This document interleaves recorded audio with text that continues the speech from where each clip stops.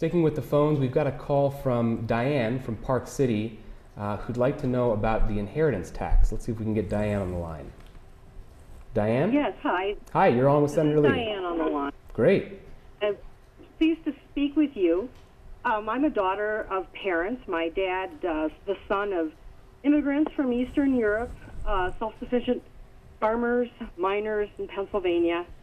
They started a business when I was 4 years old, and my mother was the secretary and accountant. And so they had this business, and with the way things are, they paid their taxes during their lifetimes while they worked. And now I believe the inheritance tax, when they meet their maker, the inheritance tax for the federal government is 40%. And to me, that's a second taxation on earnings that were already taxed while they worked. And I would like to know if there's a movement among the Republicans to reduce this inheritance tax to zero. Yes, there is, Diane, and you're exactly right to raise this concern. Look, your parents worked hard for what they've built up. They've already been taxed for it. And in many instances, they may well have been taxed too much. They've been subject to the marriage tax penalty.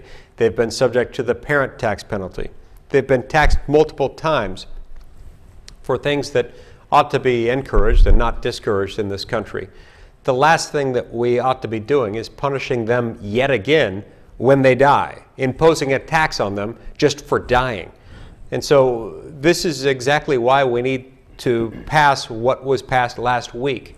Last week, Republicans in the House of Representatives passed a full repeal of the death tax. I will await anxiously the arrival of that bill and consideration of that bill in the United States Senate. I'm not certain that we can get President Obama to sign it, but we've got to do everything we can to put it on his desk, to make clear that the American people are free, to make clear that the American people don't work for the government. The government was created by them for their benefit, and it shouldn't be taxing them just for dying.